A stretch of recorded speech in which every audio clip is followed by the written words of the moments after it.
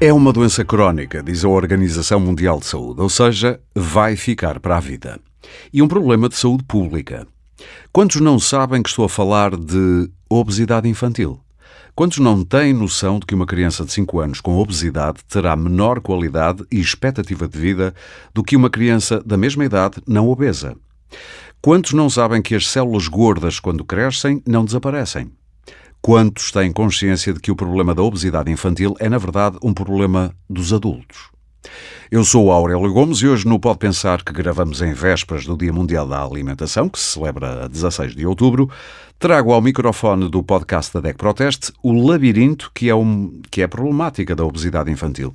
Tudo indicava que os números estavam a melhorar antes da pandemia, mas agora, em que ponto estamos? E que doença é esta? E que caminhos labirínticos obriga uma criança a percorrer no tempo que devia ser o mais feliz e o mais saudável de todos, a infância? Comigo, para me ajudar a pensar em voz alta sobre este tema, estão Júlia Galhardo, é pediatra, fundadora da consulta de obesidade no Hospital Dona Estefânia, e Dulce Ricardo, responsável pelos estudos sobre alimentação da DEC Proteste. À minha frente tenho também uma mesa com vários alimentos, snacks e aperitivos saudáveis e saborosos, que irei descrever aos nossos ouvintes mais à frente e que esperemos façam crescer água na boca para serem servidos aí em casa. E tenho também um conjunto de produtos cujos rótulos vamos aprender a ler e a interpretar em conjunto. Fazer uma adivinha, a ver se, olhando para o que vem descrito na embalagem, conseguimos perceber qual é o mais saudável e menos saudável.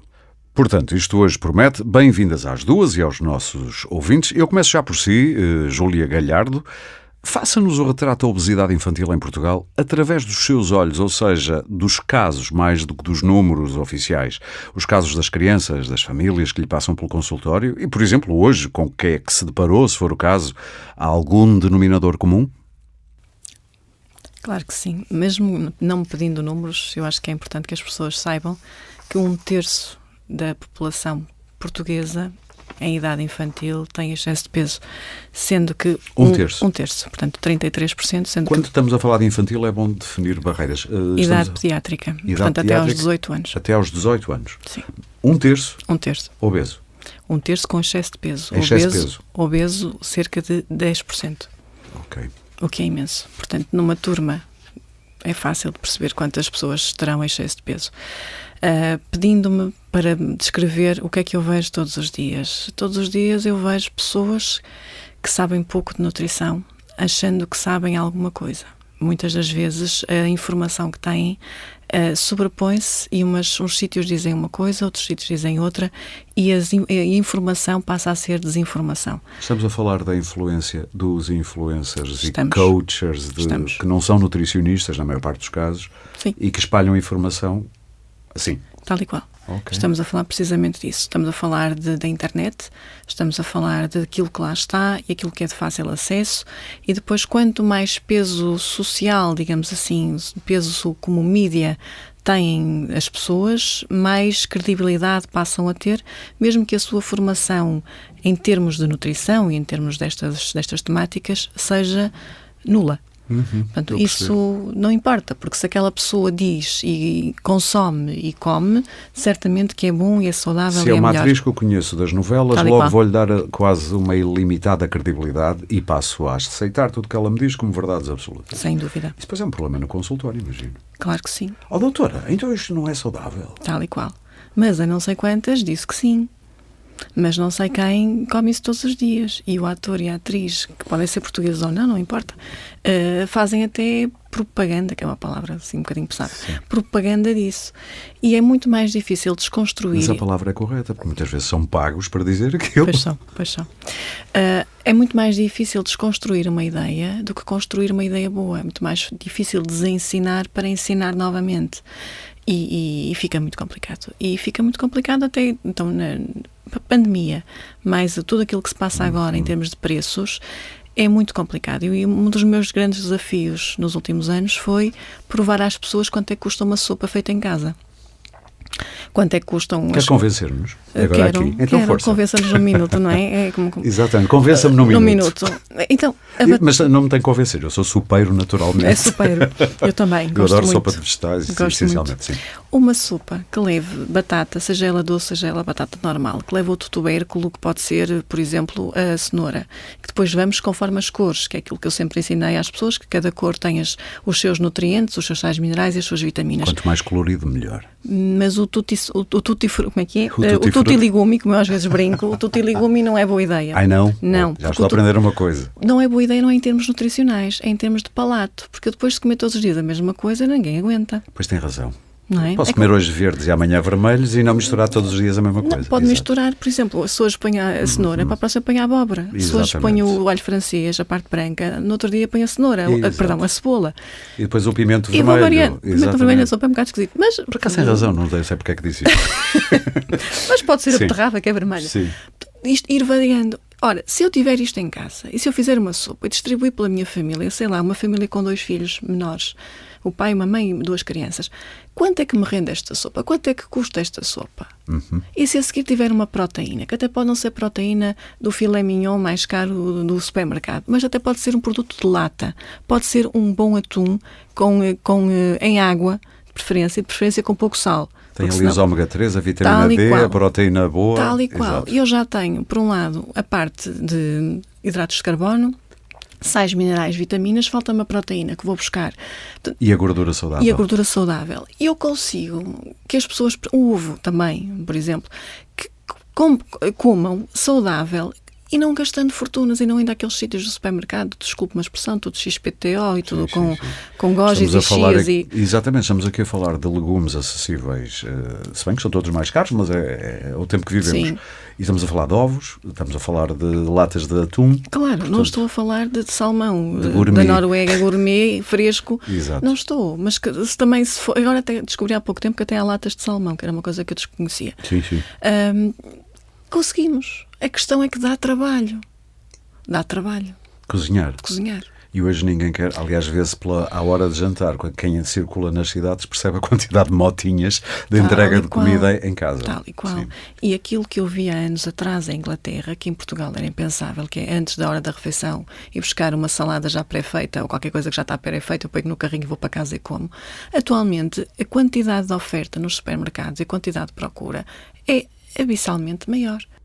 Isso até nos leva, já agora passo a bola à Dulce da DEC Proteste, leva-nos também porque comparar estas coisas muitas vezes implicaria que, se fôssemos sensatos, olharíamos para os rótulos, para os ingredientes. Como é que diria, da sua experiência, que já são bastantes anos na DEC Proteste e muitos deles dedicados a estas áreas, qual é a cultura do português médio? Ou seja, no fundo é informação e literacia alimentar. Primeiro, são coisas diferentes? As duas coisas ligam-se, não é? Portanto, nós já estivemos aqui a falar na informação que circula, por exemplo, nas redes sociais e das pessoas acreditarem em tudo. Portanto, aí talvez estejamos perante informação e para melhor perceber a informação que efetivamente circula, se está correta ou não, é preciso ter literacia alimentar. Portanto, acabam por estar as duas ligadas. Eu até lembro os números recentes de um estudo da DGS que diz que 40% dos portugueses não sabe ler rótulos.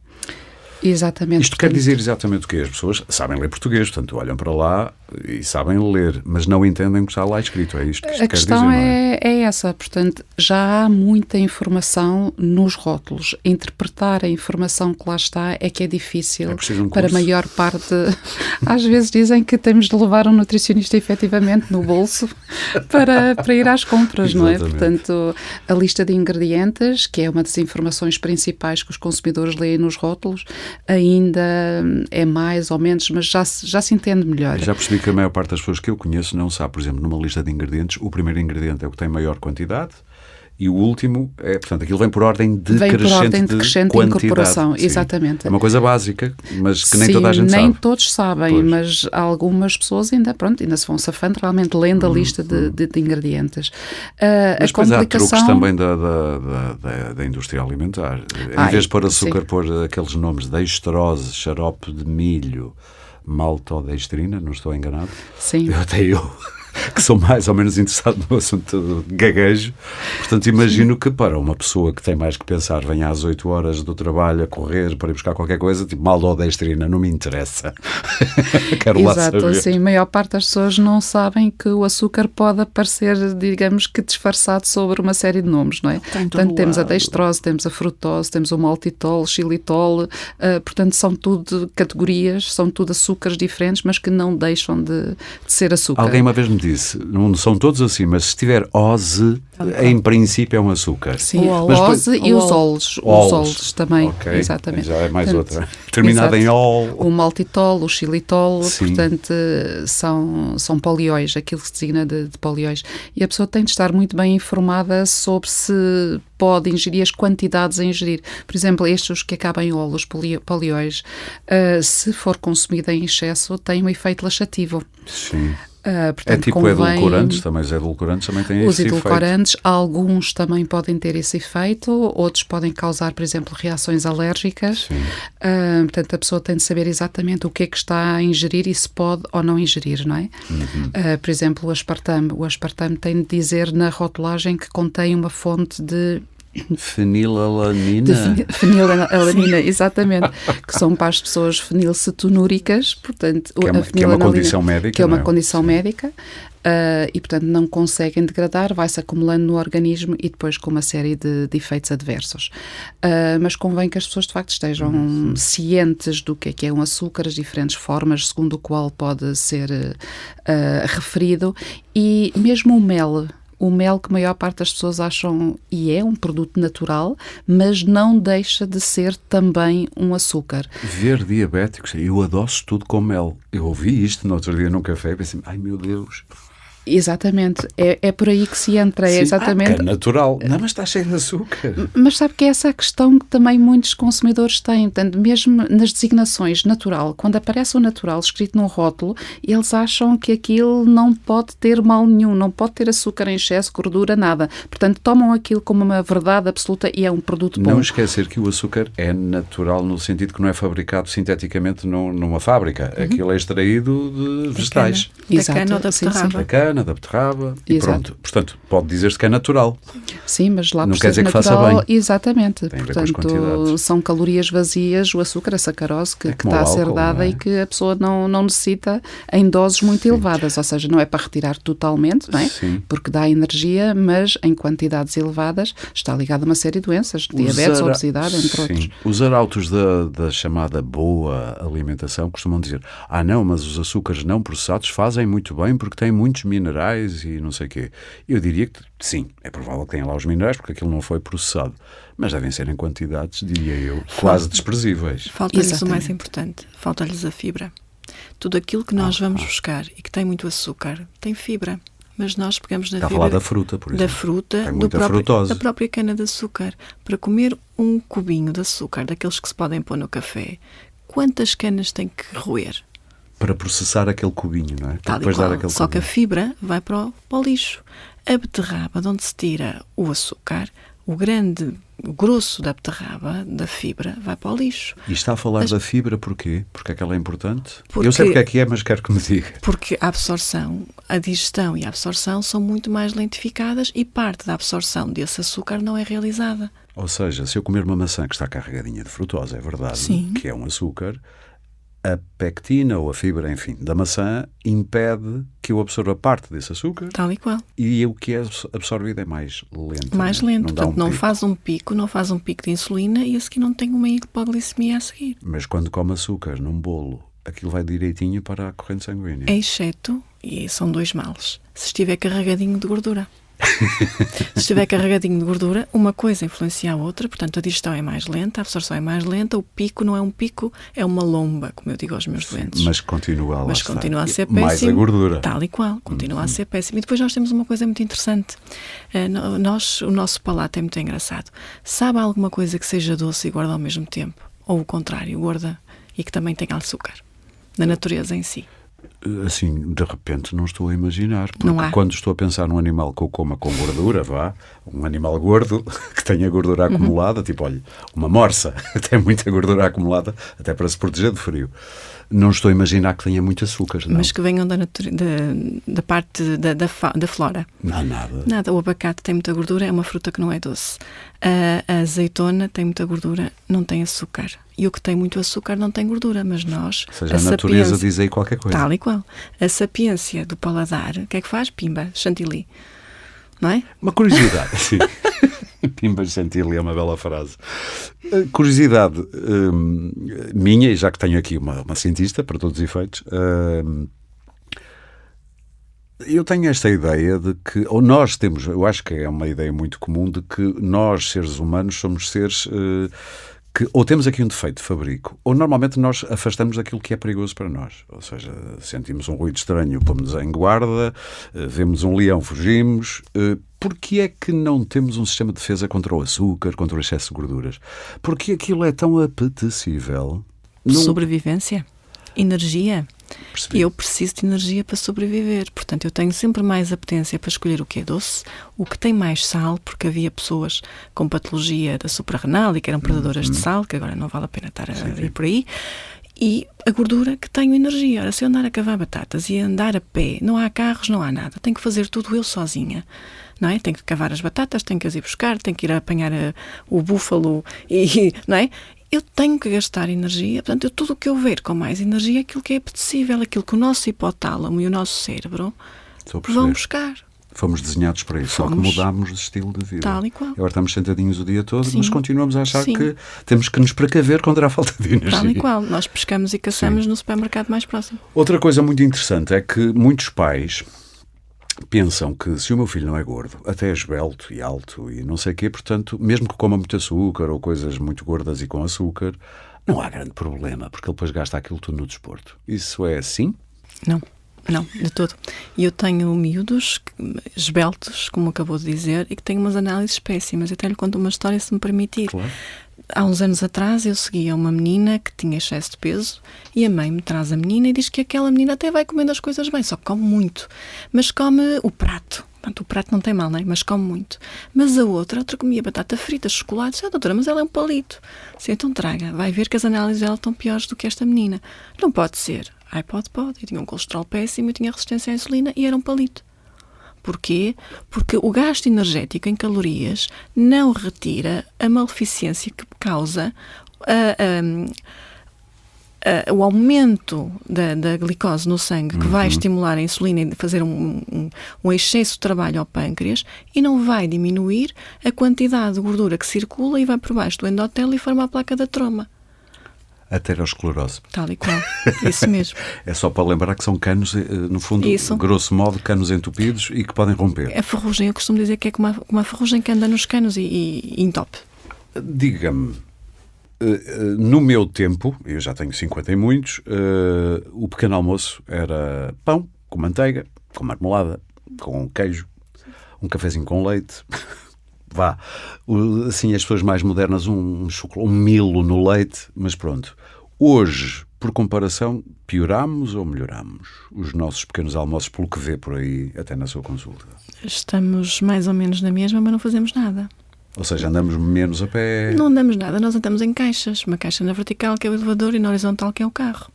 Nós não mexemos, não fazemos nada. Nós íamos... Eu sou um bocadinho mais nova, mas não muito. Portanto, é a mesma geração. Nós íamos esfolar os joelhos, não era? Sim. E esfolar em cima do esfolado. Isso é para correr? E tal bicicleta e para aqui e para lá? E trepar, e cair, e agora levantas-te e andas. Exato. E era assim. Agora não, porque a nível das cidades não é seguro, quer a nível de segurança rodoviária, quer a nível de segurança que nos possam fazer mal aos miúdos, não é? As pessoas não se sentem bem. Não há a quantidade de miúdos que havia antes, que se protegiam uns aos outros, era tipo os pardais à solta, não é? E, portanto, os miúdos não saem, os miúdos vivem como os pintainhos no aviário ali. Muito protegidos. E com a única porta de saída que têm chama-se computador e internet. Sem querer ser muito dramático, mas a verdade é para ser dita se tiver que ser dita. Estamos a gerar aqui uma geração que aos 40 vai ter graves problemas. Sem dúvida. Vamos ver aí mortes de ataque cardíaco, de AVC, de outras coisas, ou diabetes em pessoas que era suposto ainda não terem idade para isso. Quando eu andava na faculdade, acabei há 20 anos atrás, nós chamávamos a diabetes das crianças e a diabetes dos adultos, que isso não faz sentido atualmente. Portanto, os pequenos como os grandes podem ter diabetes 1 e diabetes 2. A diabetes 2 não se via, que é aquela que provém do excesso de peso e que leva à resistência à insulina e coisas assim. Existe na geração dos adolescentes atualmente, que era coisa que não existia. Era coisa que a diabetes 2 não é uma criança, não pode ser, não é? Quando muito era 1, porque é uma coisa com que se nasce. Que é autoimune, é uma coisa autoimune, é outro departamento. Agora há 2. A 2 provém, na sua grande maioria, de maus hábitos. Ou seja, maus hábitos que provocam problemas metabólicos. Metabólicos. Que assim se chama, não é? Maus hábitos aliados a nós termos sido programados para poupar. Quem cá está sobreviveu ao longo de centenas de anos porque poupava. Para andar, vou inventar um valor, 100 metros gastava X calorias. Os que gastavam muitas, coitados, não havia comida, não estão cá para contar a história. Nós somos descendentes dos poupadores, mas atualmente estamos num ambiente que nós não precisamos de poupar tanto. Pelo contrário, precisamos é de gastar. Andamos aí para o ginásio a fazer caminhadas e a mas correr, vamos de automóvel e subimos no elevador. Sim. No outro dia vinha do aeroporto, é uma coisa interessantíssima. Mesmo sem mochila, há de ver quantas pessoas é que vão pelas escadas e quantas é que... Há filas na escada rolante, mas na escada não está lá ninguém. Não é, porque você vai a um centro comercial onde, para subir a um andar, as pessoas estão em fila para um elevador, quando podiam fazer aquilo muito mais rápido, 2 lances de escada tal e qual. ao lado. Mas também lhe acontece outra coisa engraçada. Num hotel é muito mais fácil encontrar elevador do que encontrar as escadas. É verdade. Até nos centros comerciais também. Também. O açúcar da sua prática, isto podia ser uma pergunta técnica, mas também faz sentido para quem está ligado à defesa do consumidor, porque há aqui armadilhas. O açúcar, por exemplo, está escondido nos alimentos menos insuspeitos, eu diria. Uma pessoa pensa, ketchup, molho de tomate, não tem açúcar. Quando muito teria o açúcar de tomate, não sei qual é o nome do açúcar de tomate, mas algum tipo de açúcar dito natural. Mas ele está lá. Sim, é o que nós denominamos dos tais açúcares escondidos. Deixe-me só fazer aqui uma referência em relação a uma questão que foi aqui referida sobre a frutose, que é o açúcar da fruta, e da forma como a fruta deve ser comida. Mais uma vez, devido... É falar de um mito. É um mito e uma prática muito usual agora, que são os famosos smoothies. Portanto, que a pessoa o que é que faz? Pega na fruta, tritura e lá está. Portanto, o benefício que se vai retirar da fruta é completamente diferente do que se ingerirmos a fruta inteira, porque a tal fibra que ajuda com que o pico glicémico não seja atingido tão rapidamente é destruída. Há bocado estávamos a falar da informação e convém que estas coisas sejam ditas para o consumidor saber, porque hoje em dia também e há bocado falou na vasta quantidade de produtos que o consumidor tem ao seu dispor. Portanto, os smoothies estão por todo o lado. A fruta é para ser consumida inteira. E como tem fruta, as pessoas pensam logo naquilo que dizemos há pouco. É natural, é bom. Exato. E também mesmo da forma, a pessoa em casa... Mas deixe-me só explicar uma coisa que eu não acho que ficou muito claro. Isto só é mau porque se meter lá muitas peças de fruta está a carregar aquilo de açúcar. Que é açúcar... Não, mesmo que seja só uma, tipo 2 ou 3 maçãs, por um lado está a carregar de fruta. De açúcar. Sim. E açúcar que vai ser rapidamente absorvido. Porque a fibra foi destruída. Porque a fibra foi destruída conforme... Ou seja, no processo de... Exatamente, portanto... Como é que se chama aquilo? De centrifugação. Exatamente. Portanto, as coisas têm de ser feitas para terem o seu benefício, mas têm de ser bem feitas. Ou seja, a mensagem é reter comer a peça de fruta. Como a peça de fruta... E depois, como quiser um copo de leite ou um iogurte, sem açúcar... Exato, pode comer à parte. À parte, sim. E também esta questão que referiu é importante para não carregar as coisas de frutas ou mesmo de legumes. Tudo tem a sua dose, portanto as coisas têm de ser consumidas de acordo com as doses que são preconizadas. Portanto, nós temos a nossa roda dos alimentos, portanto cada grupo alimentar tem as quantidades devidas para serem consumidas e é por aí que a pessoa deve ir. E também um bocadinho relacionado com a roda dos alimentos e com o consumo que pode depois levar a questões de obesidade. Nós temos a nossa famosa dieta mediterrânica, que é uma dieta excelente. E se forem seguidas as quantidades que estão preconizadas, é uma dieta que lhe vai fazer bem, é uma dieta que vai contribuir para a sua saúde. Da Unesco, exatamente. Só que as pessoas cometem erros, portanto, comem de facto muita carne. Portanto, quando dizem ou quando começam a inventar, lá está outra vez aquele fake news que anda nos mídia e a invenção de N dietas que existem. Sim. Não, sigam estas dietas, sigam uma dieta mediterrânica, mas tendem atenção sempre às doses que devem ser ingeridas. Eu dou sempre o exemplo da feijoada. Apesar de terem enchidos, não é um bom exemplo, mas a quantidade de carne numa feijoada não é muito grande, são pequenos bocadinhos de carne aqui e acolá, e chegam perfeitamente, provavelmente, como fonte de proteína, mais a fonte do feijão e não sei o quê. Exato. A coisa complementa-se, não é preciso comer um bife de 200 gramas, não é? Sim. Eu costumo dizer, se me permite, Força. que para cada um de nós a roda dos alimentos é excelente, mas não diz a quantidade. Para cada um de nós, isso eu uso muito na consulta, temos as mãos, que nunca as deixamos em casa. Sim, que é a palma da mão, não é? A palma da mão é exato. o tamanho, a palma sem os dedos, é o tamanho da posta de peixe ou o tamanho da carne, sendo mais ou menos 1 a 2 dedos de espessura. Não há de ser uma posta mirandesa, sendo a minha família transmontana, mas não há de ser. Que tem para aí 4 dedos. Ora, aí está, não é? Vai ser uma torre. Portanto, essa parte é a proteína.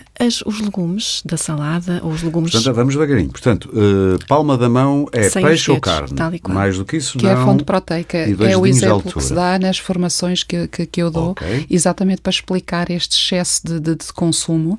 É o exemplo que eu dou sempre. Olhem para a palma da mão e é isso que vocês têm de comer, ou de carne ou de peixe. Chega Portanto, que é perfeitamente. 1/4 do prato.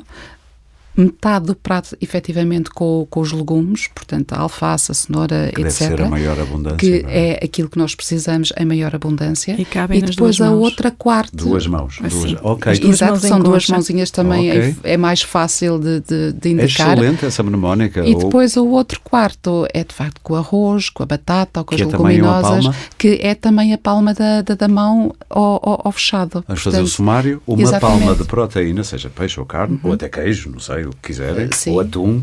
Não. Queijo são 2 dedos. 2 dedos, porque é muito gordo, tem toda a razão. É. Vamos para o atum e por aí fora, sim.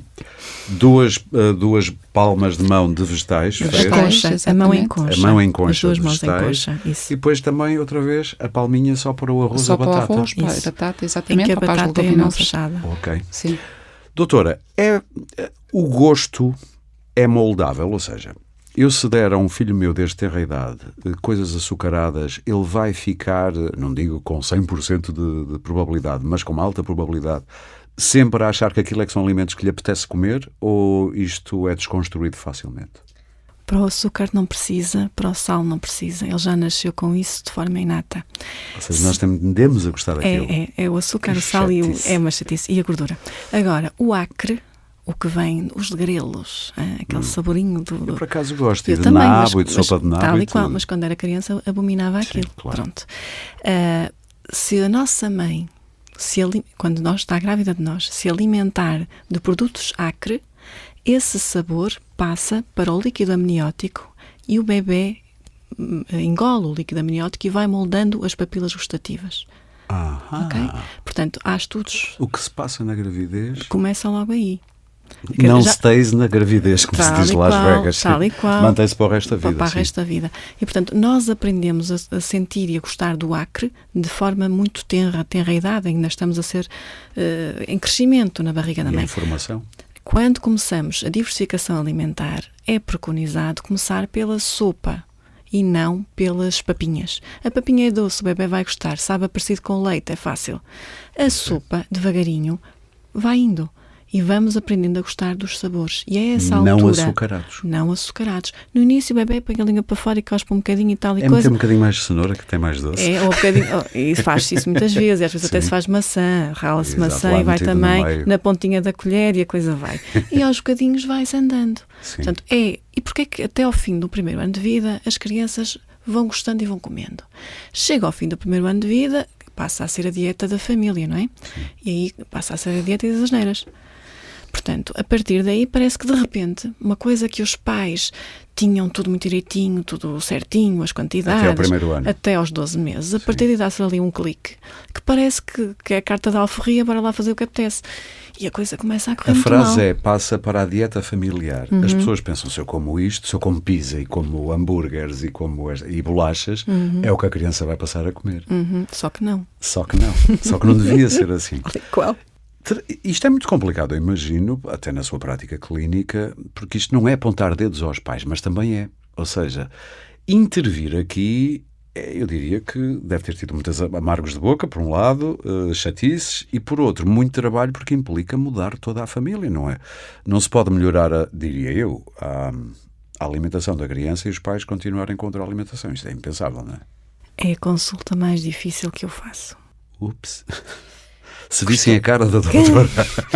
Costumo dizer que tenho uma bata branca e não uma bata preta. E não tenho toga, não tenho uma peruca nem um martelo. Não é juiz, mas, portanto. Não sim. sou juiz, mas às vezes é muito difícil. O alvo de mudança nunca é a criança, é o agregado familiar. É um sistema, não é? O problema é que são às vezes 4 agregados. É a da família, é a casa do pai, a casa da mãe, a casa dos avós maternos, a casa dos avós paternos.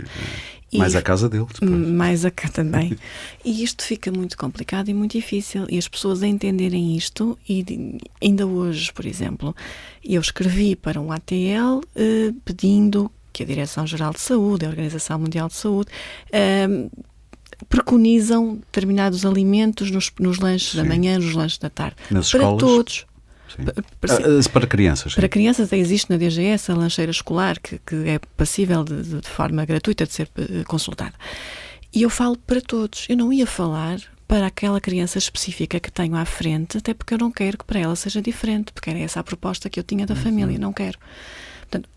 Portanto, o alvo é sempre populacional, é sempre um agregado da escola, um agregado da casa, em que se faz aquilo que é saudável e que não discrimina.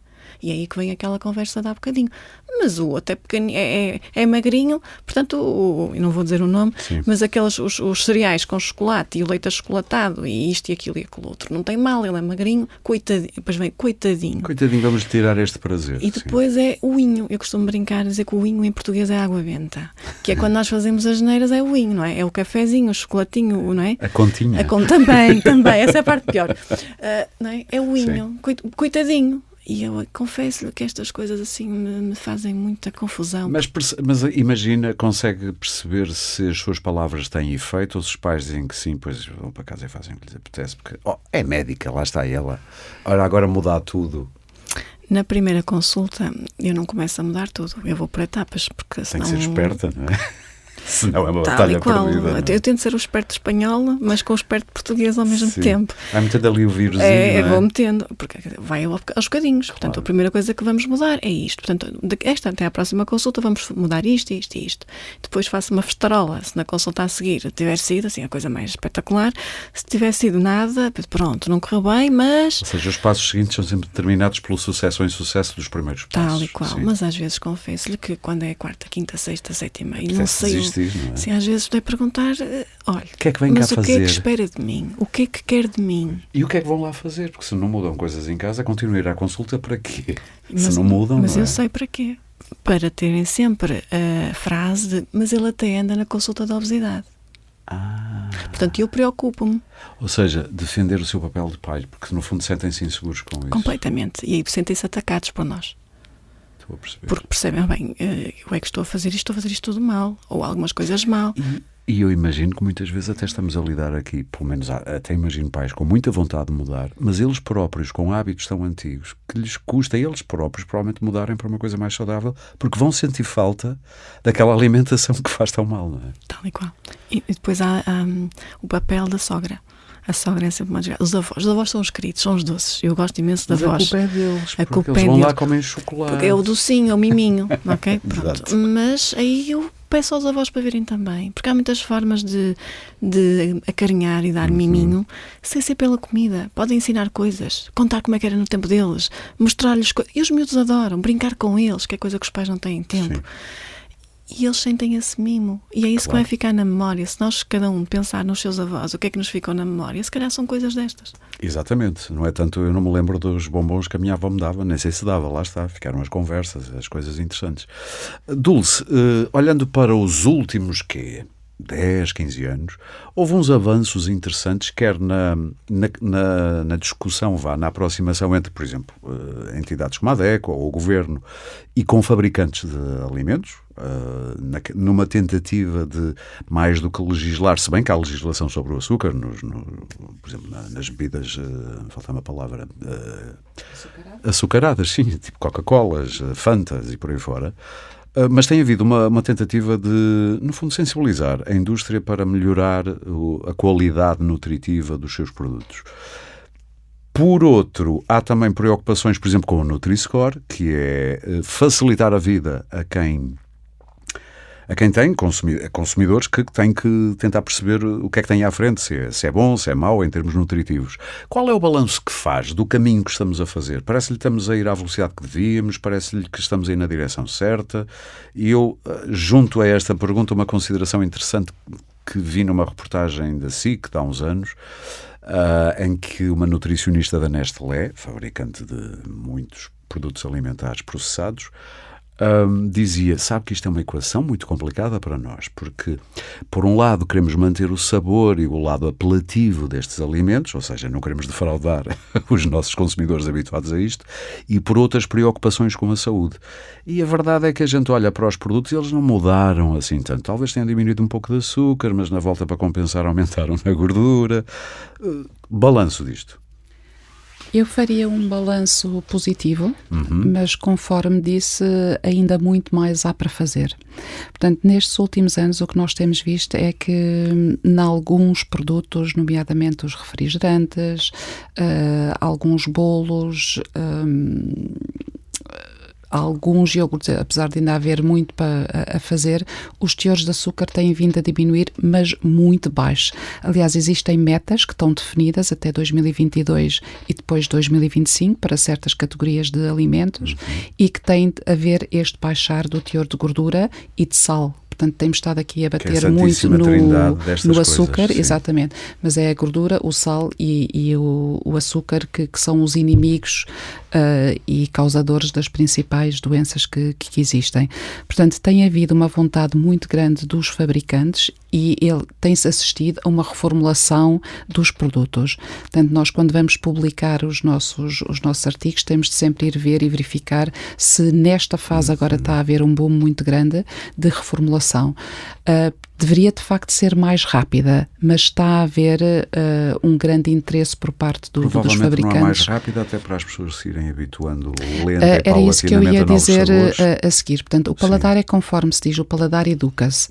Portanto, se o consumidor também estiver habituado num determinado produto a um certo teor açúcar, portanto, do doce ou do salgado, não lhe podemos dar uma coisa muito diferente. Portanto, estes guidelines, quando estão estabelecidos e as metas, portanto, têm de ser de uma forma gradual e é isso que nós temos assistido. Portanto, tem havido... Pão, se bem me lembro, 2 baixas de sal, ou estou enganado? Exatamente, isso foi com gradual, o pão, não é? sim, o pão foi um dos grandes exemplos, mesmo a nível europeu. Portugal foi um dos primeiros países a ter legislação para limitar o teor máximo de sal no pão.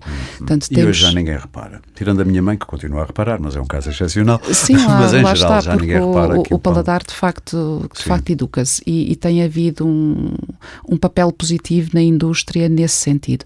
Obviamente que ainda muito há a fazer, portanto eu falei nos iogurtes, tem-se assistido a algum baixar do teor, mas ainda temos teores muito elevados de açúcar. Em termos de, por exemplo... líquidos que têm o correspondente a 4 ou 5 pacotes de açúcar, tem 20 gramas de açúcar ali em 100 e pouco, sim, se falarmos daqueles açúcares batidos, os Sim. açúcares cremosos, os açucarados, Que é ainda muito têm açúcar. muito Sim. açúcar. E isto isto vamos também falar dos cereais de pequeno almoço. Portanto, há toda uma gama de cereais de pequeno almoço. E depois, deixe-me só fazer uma pequena interrupção. É que as pessoas acham, porque diz lá integral ou o quê, isto é muito saudável e está carregado de vitaminas, até juntam aqui vitaminas A, B, C e por aí fora. Sim. E as pessoas tomam aquilo a jogar que estão a fazer bem. Exato. Daí a gente voltar àquela questão da literacia que referimos há pouco, de saber interpretar o rótulo, de saber interpretar a informação nutricional, que é de facto difícil de interpretar. Mas Nós hoje em dia que já há alguns elementos ao dispor na rotulagem que pode ajudar. Eu queria também fazer um bocadinho a ponto com a conversa que estávamos aqui a ter há pouco das crianças. Nós já há muitos anos, 10, 11 anos, que fizemos uma campanha também no âmbito do Dia Mundial da Alimentação e também ligado com a obesidade, que se chamava Fica na Linha, sim. que nós íamos exatamente às escolas e o que é que nós levávamos? Levávamos produtos saudáveis, por exemplo, brócolos, aveia, produtos que os miúdos não estão muito habituados a comer e fazíamos receitas onde tornávamos esse ingrediente mais apelativo e dávamos a provar e ele disse, não, eu afinal gosto de brócolos. E aquilo aos poucos ia entrando na alimentação.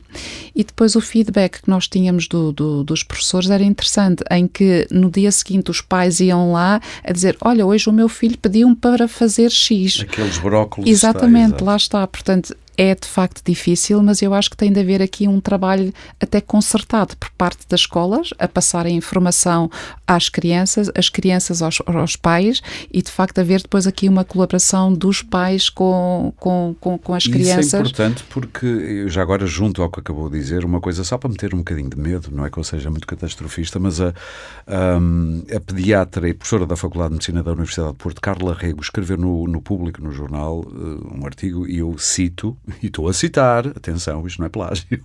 Hoje sabe-se que quando uma criança chega aos 5, 6 anos com excesso de peso / obesidade, tem 50% de hipóteses de se manter obesa na vida adulta. E este risco aumenta para 85% a 90% se a situação se mantiver, situação de excesso de peso, obesidade, se mantiver até à adolescência, 12, 13 anos. Ou seja, isto para complementar o que está a dizer, é mesmo preciso intervir, se nós estamos aqui a criar uma geração, não digo perdida, mas com graves problemas. E depois há muito aquela questão que certamente está habituada e que se vê muito que quando os pais são obesos ou se têm excesso de peso, têm muito hábito de dar muito alimento à criança, de ir para além daquilo que efetivamente necessita, porque há muito aquele conceito de se eu sou obesa ou tenho excesso de peso, os meus filhos também o serão. Portanto, e não lhes passam pela cabeça que é de facto o alimento que lhes estão a dar que lhes está a causar esse problema. Pensam sempre que é uma coisa de família. Olha, pensam que aquilo é genético. Portanto, genético. Exato, ouve-se muito isto. Não, é genético. Portanto, a criança obviamente que tem de ser. Mas eu via muito nas crianças aquela vontade de querer saber, de querer experimentar as coisas novas e no fim ficar espantado. Eu comi isto, eu gostei disto. A mudança pode vir de baixo. A mudança, aí está, a mudança pode vir mesmo de baixo. Um exemplo também muito interessante que nós tivemos. Isso às vezes ao nível da mudança de comportamentos em relação ao ambiente. Separar lixo, preocupações com o plástico, às vezes são as crianças que metem o vírus, entre aspas, em casa. Assim. Exato. E eu também me lembro de um exemplo muito interessante que nós tínhamos e que levávamos diversos tipos de pão. Portanto, levávamos o tal pão branco, que estavam mais habituados a comer, levávamos o pão com sementes, o pão mistura, integral, e eles ficavam espantados que há aqui uma grande diversidade de pão e eu de facto gosto mais disto, e nós explicávamos qual é que eram as vantagens de cada um daqueles alimentos que estavam a ingerir. São melhores que o pão de forma que vem embalado, que esse também tem sal e açúcar. Sim, nós há bocado estávamos a falar nos açúcares escondidos, temos também as gorduras escondidas, não é? Sim. Portanto, esse pão que de facto vem embalado tem teores elevados de açúcar, tem teores elevados de gordura, portanto, há pão muito mais saudável e também para desmistificar aquela questão que existe que o pão engorda.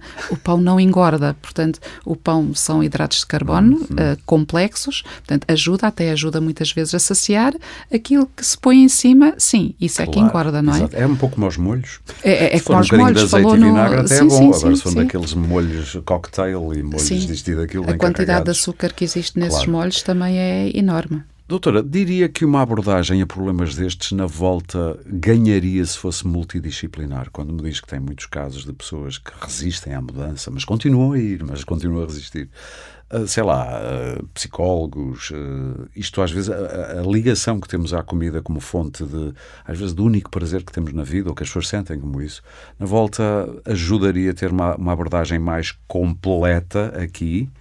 Ou isso, estamos a pensar que estamos a viver na Noruega ou na Suécia, cá é impensável fazer isso. Eu costumo dizer com nutricionista, psicólogo, médico, exatamente. Acima de tudo com um psicólogo. Sim. Muito mais do que até com o nutricionista ou do que com o médico. Eu costumo equiparar, e perdoem-me as pessoas que estejam a ouvir, que o açúcar que nós ingerimos e a comida que ingerimos a mais, e eu falo-lhe uma pessoa que foi uma bola com pernas quando era miúda. A sério? A sério. Quem diria? Parabéns. Nunca, acho que nenhum de nós não, diria isso. Não. Tenho Okay. fotografias disso e quem Tenho me conhece, provas. quem me conhece está a rir, mas eu mostro isto aos miúdos, porque também não acreditam. Pois quem olha para si agora nunca diria. Pois, estava eu a dizer, perdi-me. Pois, a culpa também foi Não, minha. não que, faz mal, não faz mal. Estávamos a falar Eu estava do psicólogo. Já sei. Sim, Eu no costumo papel. dizer, obrigada, eu costumo dizer que os doces, as bolachas, o chocolate estão para os miúdos, e quando eu digo miúdos não estou a falar só de miúdos, estou a falar de jovens adultos também, como está o álcool, o tabaco, ou algo mais pesado que isto. Porquê? Porque eu estou a ativar a minha dopamina, estou a ativar a serotonina com o chocolate, portanto eu tenho algum prazer e alguma retoma daquilo que eu estou a fazer. E, portanto, estive um dia mau, tive um dia péssimo, chego a casa, o que é que eu quero? Eu quero qualquer coisa que seja meu. Eu dou-lhe um exemplo de quando fazemos urgência à noite. É o dia do disparate, mas convictamente porque eu hoje posso. Porque eu hoje posso. E os miúdos é igual. Mas é uma boa tática quando se pretende mudar comportamentos, deixar um dia para o disparate, por exemplo, por semana? É uma boa Não tática? é um dia, é um disparate. Ok. Não é um dia, Já estou a então é uma aprender desgraça. coisa, porque eu ouço as pessoas que dizem estou a fazer dieta, mas há um dia em que posso fazer disparate. Não, afinal eu posso começar a corrigir. Calma, podes fazer um disparate. E depois permita-me corrigi-lo se não me levar a mal. Força, claro. A palavra dieta dá morticária. Eu também não gosto muito. Não é dieta, é mudança de hábitos. Porque a dieta é o que nós todos temos, não é? E não é só isso, parece que começa no dia X e acaba no dia Y. E depois está tudo bem, depois tudo. volta a fazer as asneiras todas. Não, E eu vou existem mudar uma série hábitos. delas. Esta parte do psicólogo é muito importante e é engraçado porque o doce é muito visto como uma recompensa. E é frequente dizer, ok, se comes de facto o peixinho com os brócolos, eu insisto muito nos brócolos, porque desde esta nossa ação do Fica na Linha, escrevemos até, temos um guia que se chama Mãe Quer Mais Brócolos. E é ótimo. Mas é muito dito, de facto, se a pessoa comer como deve ser, no fim podes ter um doce. E esta recompensa, lá está, a parte psicológica, é uma chantagem, portanto, e o que é que eles utilizam como chantagem? É de facto o doce, é aquele apelativo, é o conforto que incute maus hábitos nas crianças. Desculpe estar a interrompê-la, há duas coisas péssimas que nós temos o hábito em Portugal. É isso, se fizeres isto ou aquilo, comes o gelado, comes não sei o quê, ou quem acaba primeiro a sopa ganha. E as pessoas não comem a sopa, as pessoas viram a taça e isso não é isso. Houve assim alguém que estudou estas coisas há uns anos atrás e percebeu que quanto mais depressa eu comer, eu não tenho tempo para que a comunicação que existe entre o meu estômago e o meu cérebro tenha eficácia. Portanto, o meu estômago não teve tempo de comunicar ao cérebro, a dizer, olha amigo, já chega, claro, já não é preciso mais. Não, eu já comi tudo o que havia. E, portanto, esta conversa do comer rápido e do quem faz direito tem um doce, não, porque a comida não é recompensa nem castigo. A comida tem a sua função, que é nutrição. E se queremos premiar os meninos, premiamos com coisas, quando eu digo coisas, não estou a falar de objetos, com atos, com saídas, com brincadeiras, com tempo, com atenção. E até podemos promover aí a atividade física, porque temos estado aqui a falar muito na alimentação, na obesidade, e a atividade física no meio disto também é muito importante. Portanto, o que estava a dizer, essa recompensa, entre aspas, pode ser, olha, realmente vamos todos jogar ou andar ou um passeio, que também irá ajudar. Logo vamos ver os pirilampos à Serra de Sintra. Exato, sobem, por exemplo. Portanto, e temos aqui um conjunto de coisas que contribuem para um bem-estar geral. O tempo é que é esse, como dizia a Margarida Yourcenar, esse grande escultor, esse grande carrasco também. Estamos a ficar com pouco tempo e, portanto, eu encaminharia, acho que o essencial dos alertas que queremos dar, acho que estão dados. Aliás, isto é um pouco como o tabaco. Acho que quase toda a gente tem um mínimo de informação e uma noção, por básica que seja, do que deve e não deve fazer na alimentação. Mas depois há esta coisa quase do nosso lado mais animal que nos impele para fazer as asneiras e às vezes ficamos presos nisso.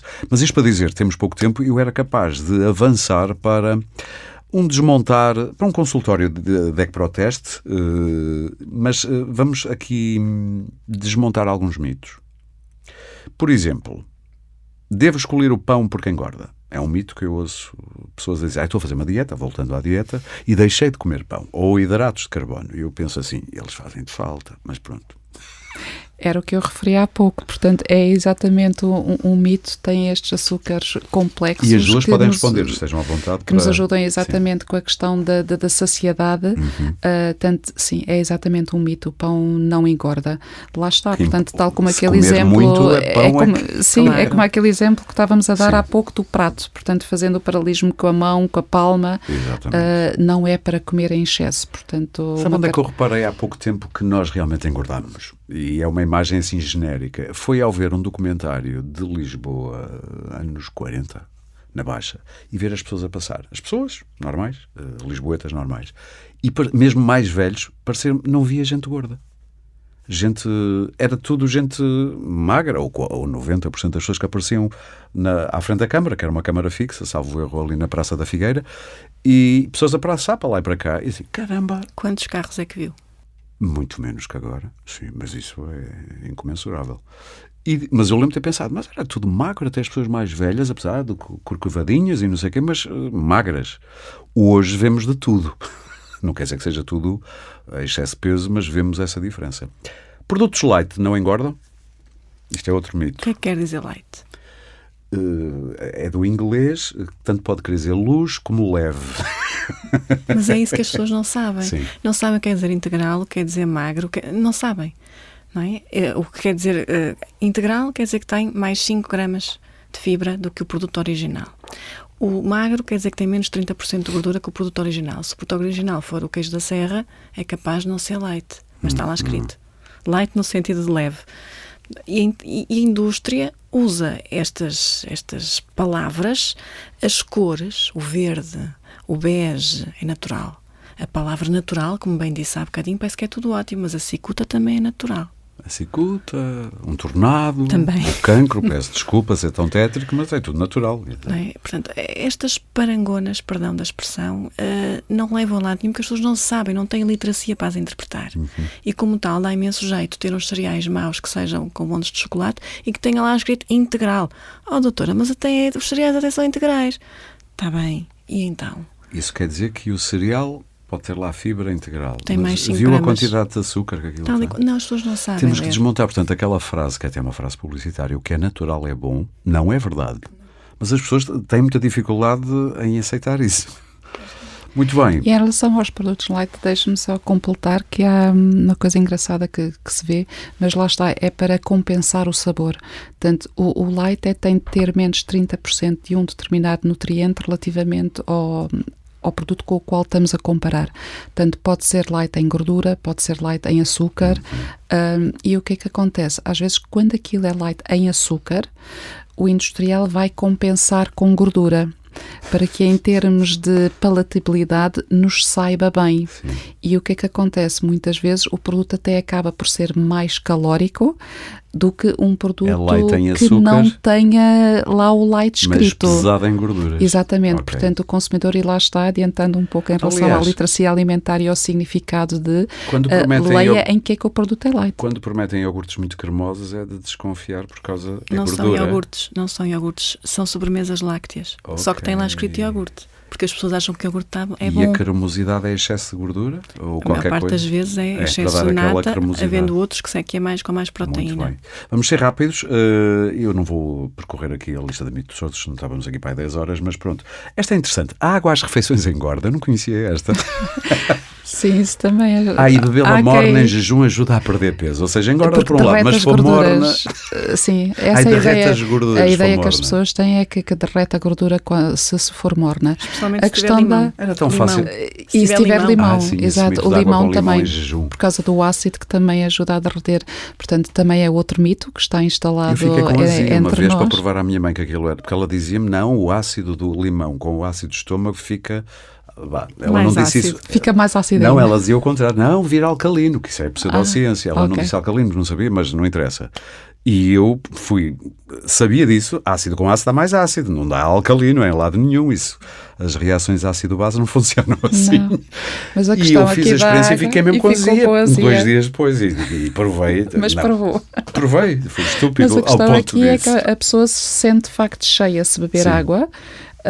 E daí e às vezes até sente menos vontade de comer a seguir. Portanto, a água não tem calorias. Portanto, a água é calorias zero. Até pode ajudar a comer menos, como estava a dizer. Pode ajudar a comer menos, mas não porque a água emagrece. A pessoa é que tem aquela falsa sensação de estar cheio e acaba por comer menos. Então vamos ao último. Os superalimentos, como as bagas de goji. Superalimento. Faz sentido falar em superalimento? Eu estou a ouvir, os senhores ouvintes não. Os senhores ouvintes não ouvem a nossa cabeça a abanar de um lado para o outro. Terminantemente a dizer não. Isso é outro termo que nós designamos de pura e simplesmente marketing. Portanto, não existem superalimentos. Não há um único alimento. A nossa alimentação tem de ser variada, tem de ser equilibrada e isso sim é fazer uma alimentação correta. Mas há muito este passar das bagas de goji, portanto, do açaí. E esses produtos também há a tendência, temos de entrar aqui também com a questão do preço. Portanto, muitas vezes são produtos muito caros, em que os benefícios que se vai buscar efetivamente a esses produtos, portanto, falou nas bagas de goji, são muito ricas em vitamina C. Só que se eu comer 30 gramas mais ou menos de bagas de goji, que é uma dose que está preconizada, se eu comer 1/4 de laranja, vou buscar o teor de vitamina C, no qual as bagas são de facto ricas. Portanto, tem-se de fazer este equilíbrio. Se eu comer uma laranja inteira, até com mais vitamina C. Exatamente, ou um kiwi. Portanto, o kiwi, sim. Porque também há aquela ideia que a laranja é uma das frutas mais ricas em vitamina C, é de facto o kiwi. Sim, mas nós também vivemos um bocadinho, e agora vamos ter mesmo que ir aqui para a prova dos nossos produtos, mas vivemos um bocadinho, e vê-se isso até nos suplementos, isto não tem só 100% de vitamina C, isto tem para aí 1000%, e nós vivemos muito com o copo sempre cheio é que é bom, e eu diria que isso é capaz de não ser bom, estarmos sempre a sobrecarregar o organismo com tudo no máximo. Não é, pois não? Não é, porque essa é a definição de veneno. Tudo é veneno, nada é veneno, depende da dose. Não é? Portanto, e nós temos a chave-fechadura, não é? A chave e a fechadura. Lá porque eu tenho 50 chaves, se eu só tenho 10 fechaduras, não é por ter 50 chaves que eu vou abrir mais fechaduras. E isto é um exemplo, eu estou-lhe a dar exemplos que eu uso no dia-a-dia da consulta. E é curioso porque estudo atrás de estudo, atrás de estudo, atrás de estudo, dizem que não há benefício nenhum, a não ser em casos específicos de falha de uma vitamina ou de um mineral, comprovadamente. Mas quando só estamos cansados, não há benefício nenhum em termos de longevidade, de menos doenças cardiovasculares, de menos cancro, a longo prazo, por consumirmos vitaminas ou suplementos. Mas as pessoas estão convencidas do contrário. E digo-lhe mais, muitos minerais e vitaminas que estão num comprimido competem entre eles pela sua absorção. Os multivitamínicos, por exemplo. O exemplo cabal é o cálcio e o ferro. O cálcio e o ferro entram para o intestino pela mesma porta, digamos assim. Os dois juntos não vai funcionar, tanto que nunca se deve comer sobremesas lácteas no almoço e no jantar, porque vão impedir a absorção do ferro que já tinha comido na carne e no peixe e nos legumes verdes escuros. Sim. Portanto, os multivitamínicos, a maior parte daquilo entra e sai. Aliás, vê-se a urina. Também. Não sei se acontece convosco, vem amarelada. Portanto, há umas vitaminas do grupo B que estão todas entraram e saíram. Isso. Porque eu, quando como vitaminas na fruta, a urina não vem com aquele amarelo. Portanto, é sinal que fica. Mas lá está a diferença, é que há as hidrossolúveis e as lipossolúveis. Sim, mas as hidrossolúveis vão todas. Exatamente. Isto, mais uma vez, levando para uma questão também importantíssima, que é o preço. Para que é que eu quero um produto que tenha 150 ou 200, por exemplo, de vitamina C? O excesso de vitamina C, aquele que eu não preciso, vai fora. Exatamente. Portanto, não é benéfico para a saúde e para a carteira também não. Vamos fazer aqui um exercício. Eu até peço aqui a ajuda da Alice, porque eu estou longe, estou aqui num palanquezinho ao lado, estou de frente para vocês as duas, e a pedir a ajuda para me ler ou pelo menos para me dizer a descrição, temos aqui 1, 2, 3, 4, 5 pacotes de aquilo que podemos dizer bolachas, doces. E eu queria que me lesse, porque eu daqui não consigo, que me lesse só os pacotes. O que diz a informação, se eu for ao supermercado, o que é que consigo ler? Aí desse primeiro. Portanto, nós escolhemos aqui, tenho aqui 5 exemplos de bolachas. Aproxime-se do microfone, se for possível. Isso. Trouxe aqui 5 tipos de bolachas para mostrar como é que uma leitura simplificada da informação nutricional nos poderá ajudar. Portanto, eu vou às compras, vejo umas bolachas que são bolachas digestivas. Muito bem. E só diz isso? Só bolachas diz isso. digestivas. Portanto, são boas, não são? Não sei. Trago aqui outras que diz sem açúcares adicionados. Aliás, até trago 2, portanto, que diz sem açúcares adicionados. Portanto, qual destas é que eu também levo? Qual é que é mais equilibrado do ponto de vista nutricional?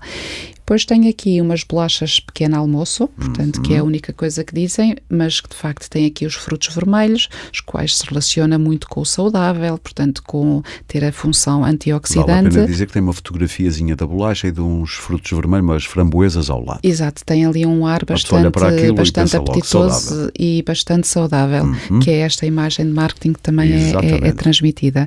E depois, finalmente, tenho também outras muito semelhantes à anterior. Nat e Vi, não é? Exatamente, Exato. e esta aí tem frutos secos, tem ali também umas uvas, tem ali também uma imagem o verde, que há bocado nós referimos, portanto que também tem um ar bastante saudável e apetitoso. E estes 4 primeiros vêm todos em caixinha de cartão e não sei o quê. Depois há umas últimas bolachas que vêm enroladas em pacote cilíndrico, redondo, que são as que não têm açúcar, não é? Só dizem sem açúcares. Temos 2 sem açúcar, que eu trouxe exatamente para mostrar que mesmo com a denominação sem açúcar, muito eventualmente, bem. Quem sabe, podem ser diferentes. Agora eu, que ouvi isto, faz conta que estou no supermercado, olho para isto tudo, sou um leigo, apesar de achar que tenho um bocadinho mais de informação que o leigo médio, mas sou um leigo. Ora bem, vou pensar em voz alta. Bolachas digestivas, o que é que me diz? Diz que são bolachas, ponto. Digestivas não é uma palavra que me diga muito se é bom ou não, dá volta é de fácil digestão, mas não me dizem que se tem pouco ou muito açúcar, não me dizem se tem muito ou pouca gordura, portanto se eu olhar para aí, fico na defensiva, eu, Aurélio. Depois temos aí aquelas que dizem sem açúcar adicionado. O que é que eu penso? Ok, não tem açúcar adicionado, na volta para compensar. Tem edulcorantes por um lado, que são adoçantes, e talvez um pouco mais de gordura para compensar a falta de açúcar, é o que eu vou pensar. Depois temos as outras, os 2 pacotes, quer com frutos secos, não é? Uma e outra com frutos vermelhos. E não dizem nada sobre o açúcar nem sobre a gordura. Portanto, eu penso, isto está carregado de açúcar, está carregado de gordura. Para onde é que eu iria? Assim, muito instintivamente. Para as sem açúcar, apesar de tudo, e provavelmente ou para as do pacote de uma marca ou para a outra. Não sei. Diga-me se eu estou correto ou não. Está a fazer o raciocínio correto, portanto, dentro destas bolachas, boa. Exatamente, as sem açúcar são aquelas que, do ponto de vista nutricional, são as mais equilibradas. E vamos falar do Nutri-Score, então. Sim, portanto, que é uma luta da Ecproteste. Há um abaixo-assinado já entregue na Assembleia da República. O que é primeiro o Nutri-Score?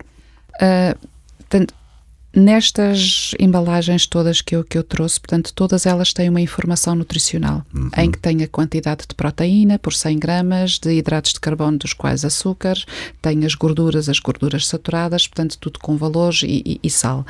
E já há muito tempo que as pessoas sentem necessidade de um resumindo e concluindo. O que é que isto significa para mim que não sei? E já há uns anos que as pessoas nos diziam que eles queriam um sistema facilmente interpretado, às cores, que nos dissessem logo... Quando me dizem, lê o rótulo, eu digo, ok, eu estou a ler o rótulo, diz aqui que tem 20 gramas de gordura saturada. Isto é muito ou é pouco? Eu não tenho ponto de comparação. E exatamente por isso assim nasceu, de facto, o Nutri-Score, que é um sistema muito simples, classificado de A a E, em termos de letras, e vai da cor desde o vermelho, que é o que será o pior, portanto, que é o E. Vamos inverter então a escala, irá desde o verde, portanto, que será aquele nutricionalmente mais equilibrado, até ao D. Portanto, é um sistema que de uma forma muito simples, rápida, A, B, C, D, E. Portanto, até são 5. Sim, são 5. São 5 letras. Portanto, é um sistema que jogando com a letra e jogando com a cor de uma forma muito fácil, rápida e Lembra intuitiva. os semáforos. Que lembra os semáforos. Do Portanto, verde ao o verde vermelho, a gente sim. associa ao verde sempre àquilo que é melhor e o vermelho ao para, portanto, e o vermelho aqui também é importante dizer, não significa que a pessoa não tenha de comer, mas claro que tem de comer com moderação. Portanto, e é isso o Nutri-Score. Portanto, Quais é este são- resumindo e concluindo Isso, do rótulo. quais são os critérios para atribuir um A, por exemplo, que é verde? É baixo sal, baixo açúcar, dentro dos limites considerados Sim. saudáveis de sal, açúcar e gorduras? São estes três ou há mais dados? Portanto, há um algoritmo, portanto, Sim. uma fórmula matemática que leva à atribuição do A, B, C, D e E, em que entram pontos positivos, que é o teor de fruta, o teor de frutos secos, o teor de azeite, de proteína, por exemplo, portanto, estão entre os pontos positivos, e os negativos, exatamente, é o sal, é o que faz mal. O sal, a gordura total, a energia e também o açúcar. Portanto, se tiver em excesso, vai contribuir mais para as negativas. Está confiante que vai ser aprovado o Nutri-Score ou a obrigatoriedade do Nutri-Score, como é em França, por exemplo? Já é em 7, 8 países, se eu não Sim. me engano, já está, não é obrigatório, mas já é oficial, já aderiram a isso e nós estamos confiantes, esperemos que isto também avance em Portugal. Muito bem. E agora temos aí aquilo que poderia ser considerado, ou que acho eu, olhando assim, estou a ver fruta desidratada em pacotes, estou a ver umas tartelitas, que estou a ler bem, de milho. Umas tortilhas de milho. Tortilhas de milho, ok. Estou a ver uma maçã, estou a ver um prato de amêndoas e estou a ver dois conjuntos de iogurtes sólidos, um dito biológico e outro de uma marca branca de um supermercado, natural, sem açúcar, certo? Certo. O que é que eu pensaria? Sejam à vontade a doutora também para me criticar se vir que eu estou a fazer... Quer dizer, a maçã e as amêndoas não estou a ver nenhum problema com elas. Comam-se à vontade. Não estou a dizer para comerem 20 maçãs por dia, mas umas duas não há problema nenhum. Portanto, maçã sim, é bom. Para um bom pequeno almoço, por exemplo. As amêndoas também. Os iogurtes, eu queria que me dissesse uma coisa. O que diz biológico tem açúcar ou é não açucarado? Eles têm ambos açúcar e aqui é mais uma vez para incentivar o consumidor a ir ver o rótulo. Portanto, eles são ambos sólidos, naturais. Este tem 2,9 gramas de açúcar, que é aquilo que nós consideramos um teor baixo de açúcar, nós e quem estudou, obviamente, esta questão nutricional. E aqui este iogurte biológico tem 6,4 de açúcar. Ora lá está, o biológico é o pior. Posso interromper? Neste caso, Força, sim. Repara a embalagem. Imagino que não tem informação. Olhe para a embalagem, olhe para a palavra bio, qual é que escolhe? Eu, se tivesse que escolher baseado no package, portanto na embalagem, ia para aquele que tem mais açúcar, curiosamente. Não é que é o que diz que é biológico. Não é Sim. curiosamente. Mas a marca branca do supermercado, curiosamente, é bem mais saudável, porque só tem É. iogurte e um bocadinho de açúcar, E menos tem 3 um teor gramas. que é considerado mesmo baixo. Tudo o que seja acima de 5, já passamos para um teor Eu ia médio de perguntar-vos açúcar. isso em relação a estes três, pelo menos estes três. O que é bom em termos de sal? Eu ia dizer fibra, mas isto já começa a complicar muito. 3 coisas já chega. Sal, açúcar e gorduras saturadas, pelo menos essas. O que é que são valores aceitáveis num produto de consumo destes? Portanto, começamos para não estar sempre a falar só do açúcar, vamos agora falar da gordura. Sim. Portanto, em termos de gordura total, um produto que tenha até 3 gramas é considerado baixo teor em gordura. Ok. O teor elevado é a partir de 17,5. Portanto, aí já são considerados teores elevados de gordura. Vamos ser suaves. Escolha produtos com menos de 17 gramas de gordura, vá. Sim, entre 3 e 17,5 é o médio. Portanto, se quisermos ir para o médio, portanto, se for daquelas pessoas estes que é os logo teores. um lutador pela causa da saúde, 3 gramas. Mas pronto, quem for até 17 não é muito mau. Exatamente. Okay. Em termos de gordura saturada, que é aquela que, como há bocado referia, que era, como é que referiu? Que era o que entopa as veias. Era o ferro. Não, mas aplicou a ferrugem. A ferrugem. Exatamente, a tal É. ferrugem que foi referida anteriormente e muito bem. Portanto, a gordura saturada aí já é um teor até 1,5, é muito baixo, o alto já é a partir de 5. Portanto, 5. entre 1,5 e 5 é aquele valor E considerado açúcar? bom. O açúcar Já abaixo de 5 é muito bom, portanto é baixo teor de açúcar. Acima dos 22,5 é que já são teores muito altos. Isto por 100 gramas? Sempre por 100 gramas, porque a comparação, quando se faz para pôr todos os produtos em plano de igualdade, fazemos muito a comparação por 100. E temos aí também... Em relação ao sal, sim. que é também outro inimigo público número 1, como se poderá dizer, são 0,3 gramas são teores baixos de sal. 0,3 é 300 miligramas, salvo erro. Exato. Acima de 1,5, aí já são considerados teores 1,5. Acima de 1,5 por 100 gramas é considerado muito sal. E isto também já agora referimos que, de acordo com a OMS, o teor máximo de sal que se deveria ingerir por dia são 5 gramas. E nós comemos mais do dobro muitas vezes, não é? De acordo com o último estudo que eu tive acesso, consumimos 7,8. Vá lá, já baixou o teor. Há uns anos era 12, portanto há uns anos éramos um dos maiores consumidores de sal. Desse snack mais dito mais saudável, eu estou a ver ali fruta desidratada. Isto tem algum valor nutricional, doutora? É que vejo muita gente a comer isso. E vamos terminar. Vê muita gente, mas não é a mesma coisa, não é? Não é a mesma coisa que comer fruta, não é? Não é a mesma coisa. Se reparar, eu sou um bocadinho pitosga e mais uma vez estes Queres números... meus óculos? Estes números não são bons. Isto não é só fruta desidratada, não é? Isto não é fruta só cortadinha e posta num sítio de desidratação sem rigorosamente mais nada, porque senão não se aguentava. Tem conservantes. E às vezes tem um bocadinho de gordura. Okay. Para o cruz, não é? O crocante. O crunch da coisa. Às vezes há uma porrifadela. Que era desnecessário se comesse a fruta. Tal e qual. Que é como quando eu falo com os pais, por exemplo, as bolachas e o pão. Muito rapidamente. Pequeno almoço saudável para o início do dia e vamos embora. Que já estamos aqui há muito tempo. Tem que ter proteína, hidrato de carbono e uma peça de fruta. Hidrato de carbono lento e uma peça de fruta, na minha opinião. Dê um exemplo, se for possível. Dou-lhe um exemplo fora da caixa. Pode ser, por exemplo, um ovo cozido, pode não ser mexido e pode ser cozido na véspera, um bocadinho de pão e um iogurte. Um bocadinho de pão é meio pão, por exemplo? Estamos a uma fatia de pão. Uma fatia de pão, sim. Fatia de pão de padaria, não é fatia de pão de pão de forma de pacote. Por exemplo. Okay? Pão sem nada. Pode pôr um bocadinho de manteiga se quiser, mas quando falamos de manteiga estamos a dizer sujar a ponta da faca com manteiga. Sim, não é isso que vai entupir nada. E se as pessoas não te puserem a manteiga no frigorífico é melhor, porque senão eu vou cortar a manteiga como se fosse um bocadinho de queijo. Claro. Pronto. Portanto era um ovo, um pão, um bocadinho de manteiga, por exemplo. E uma peça de fruta, uma maçã, por exemplo. Isto é um excelente pequeno almoço. À meia da manhã, se eu tiver ido aqui e não tiver tomado nenhum lacticínio, vou buscar o iogurte, vou buscar o que me falta. Que me aguenta até o almoço. Tal e qual. E nós, o que é que acha que seria um bom pequeno almoço para si? O exemplo será muito semelhante ao que foi dado aqui. E eu até vou dar um exemplo que muitas pessoas pensam que os iogurtes gregos são todos cheios de gordura e cheios de açúcar.